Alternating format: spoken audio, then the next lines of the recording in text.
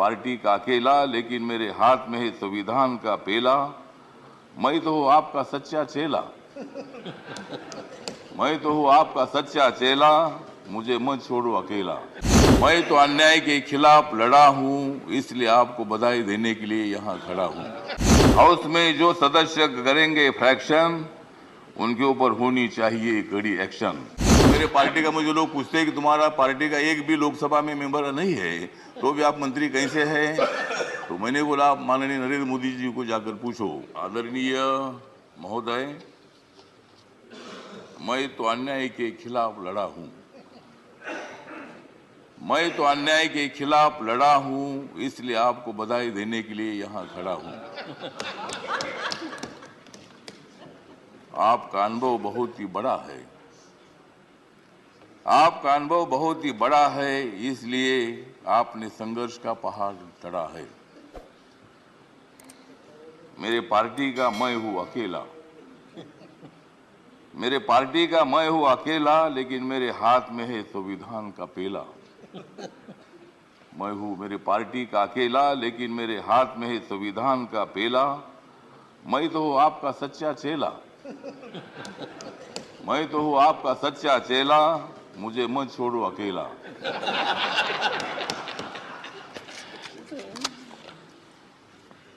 जिन्होंने उपराष्ट्रपति का सर किया है गढ़, जिन्होंने उपराष्ट्रपति का सर किया है गढ़, उनका नाम है धनखड़। हमें मिलकर उखाड़ देनी है विषमता की जड़, हमें मिलकर उखाड़ देनी है विषमता की जड़। इसमें जरूर सफल होंगे आदरणीय धनखड़। हाउस में जो सदस्य करेंगे फ्रैक्शन, हाउस में जो सदस्य करेंगे फ्रैक्शन, उनके ऊपर होनी चाहिए कड़ी एक्शन।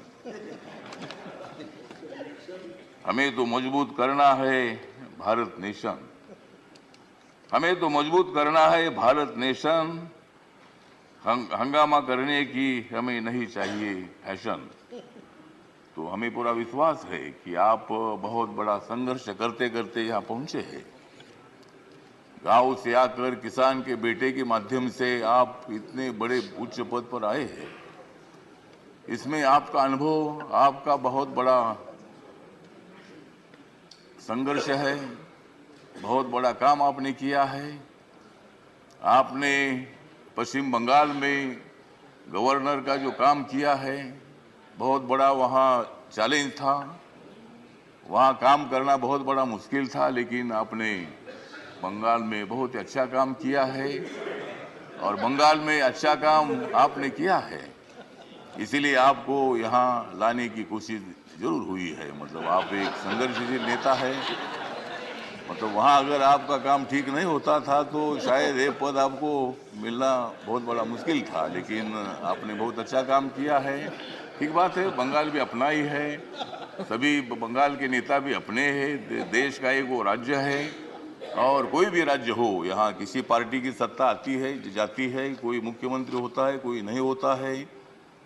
कभी हम भी मतलब 3 बार सांसद रहे लोकसभा में और मैं शिरडी में मैं हार गया, लेकिन मैं घर में बैठा नहीं, मैं घूमता रहा।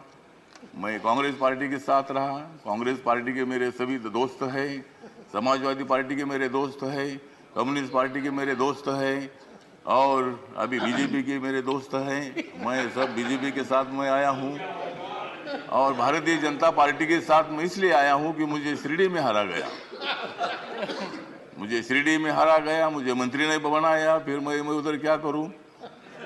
तो इसीलिए मुझे मतलब कांग्रेस पार्टी को छोड़ना पड़ा और मैं नरेंद्र मोदी जी के नेतृत्व में सबका साथ सबका विकास दिख रहा है सारा प्रकाश।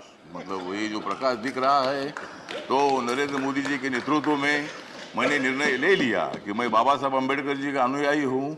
बाबा साहब अम्बेडकर जी ने सत्ता में आना चाहिए बताया है, मेरी अकेली पार्टी सत्ता में नहीं आ सकती है, इसी के साथ मिलकर ही सत्ता में आ सकता हूं।